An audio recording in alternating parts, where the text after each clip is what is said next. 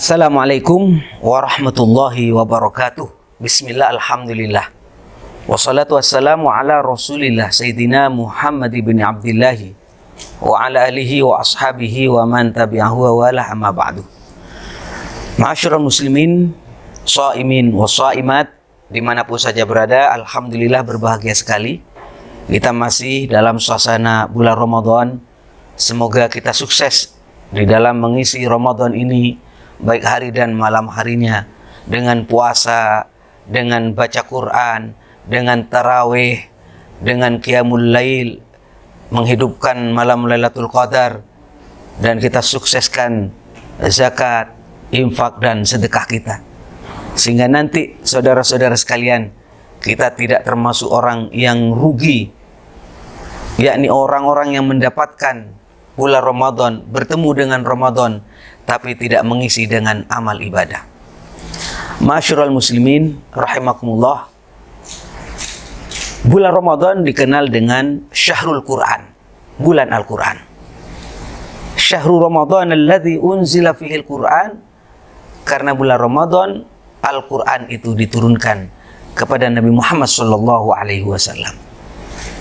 Maka selayaknya lah kaum muslimin dimanapun saja berada untuk menghidupkan bulan Ramadan ini dengan memperbanyak baca Al-Quran. Nawiru buyutakum bitilawatil Quran. Sinarilah rumahmu dengan membaca Al-Quran. Kampungmu, masjidmu, musollamu, rumahmu sendiri yang kamu tempati, hidupkan dengan bacaan Quran. Karena Quran ini, para jemaah sekalian, akan memberi syafaat kepada pembacanya besok di hari kiamat. Akan memberi pertolongan kepada pembacanya dari siksa Allah Subhanahu wa ta'ala. Jemaah sekalian yang saya hormati, Al-Quran itu luar biasa. Kalamun qadimun la yumallu sama'uhu. Al-Quran itu adalah kalamullah, di mana apabila kita itu membaca dan mendengarkannya, kita tidak pernah merasa bosan. Itu kehebatan Al-Quran. Berapa kali kita membaca surat Al-Fatihah, di mana Al-Fatihah itu bagian daripada Al-Quran.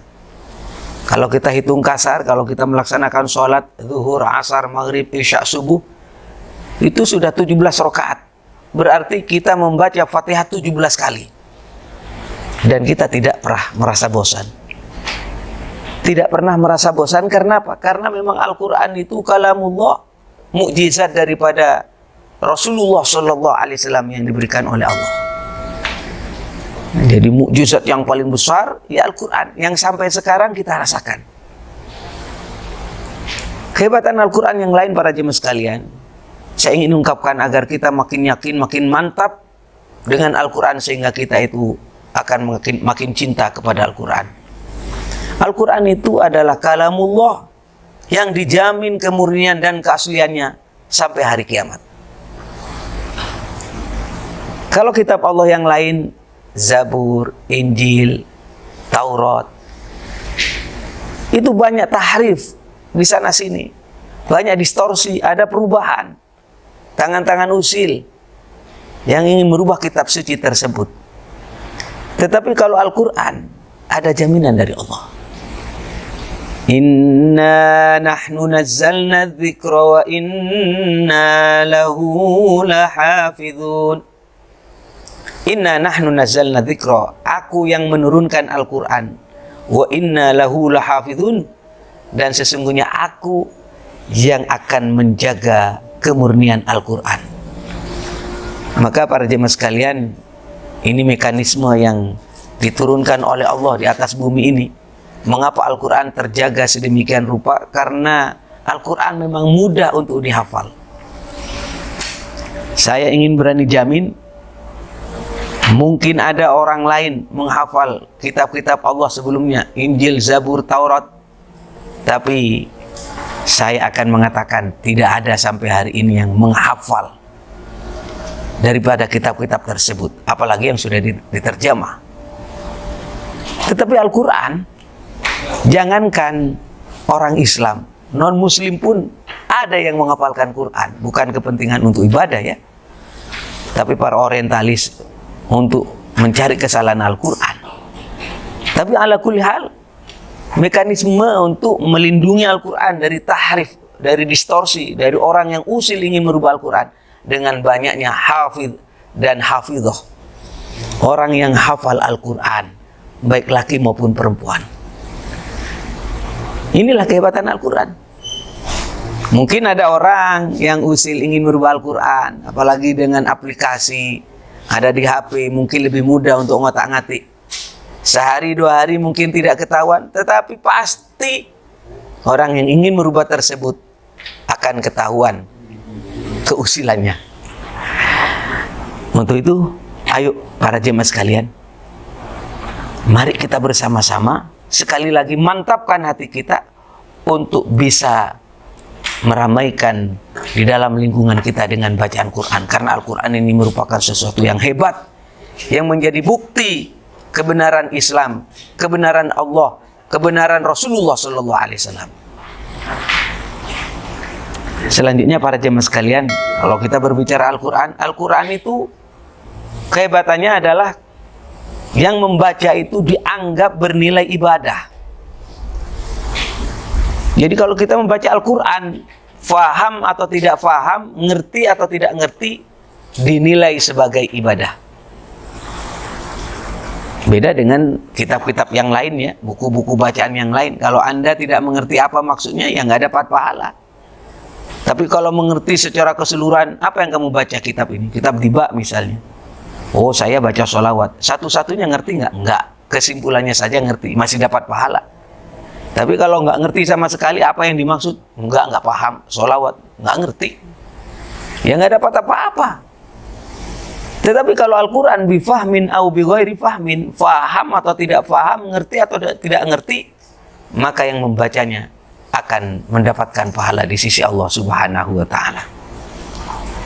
Karena itu para jemaah sekalian, mari kita yakin, bahkan kalau Anda ragu terhadap kebenaran Al-Quran, bahwasanya Al-Quran itu dari Allah, diturunkan kepada Nabi Muhammad SAW, itu ada tantangan di dalam Al-Quran itu.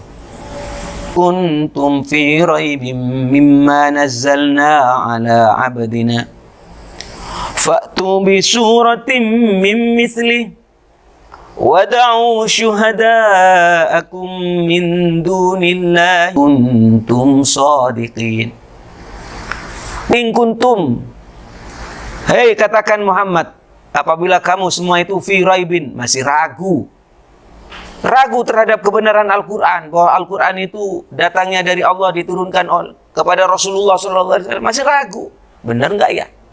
Kalau kamu ragu, fa'tu bi suratin min mithlih, coba datangkan, buatkan seperti Al-Quran, satu surat saja. Kalau Al-Quran mulai dari Fatihah sampai An-Nas kebanyakan lah. Satu surat saja. Satu surat itu disebutkan paling sedikit 3 ayat. Misalnya, Inna a'tainakal kautsar fasholli li rabbika wanhar inna syani'aka huwal abtar. 3 ayat kan? Paling sedikit 1 surat.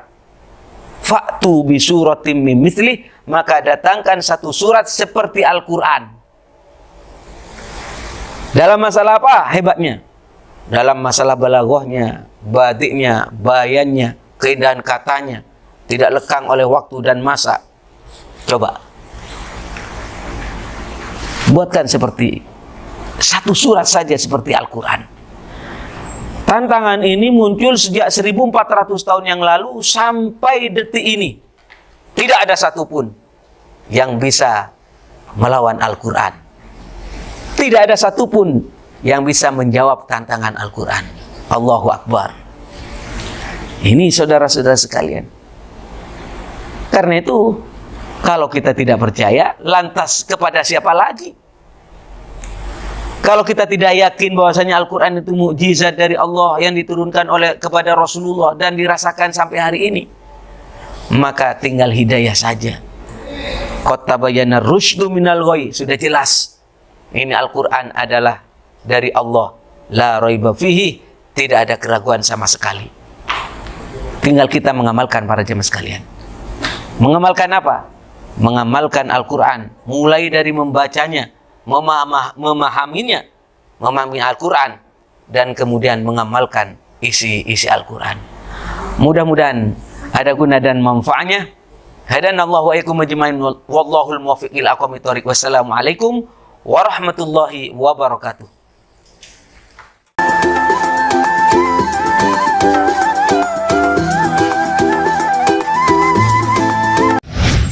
Sebelum tidur renungkan amanah, alhamdulillah formula amanah. Pada siwak dan habatus sauda, jaga amanah formula amanah. Jaga amanah dengan formula amanah.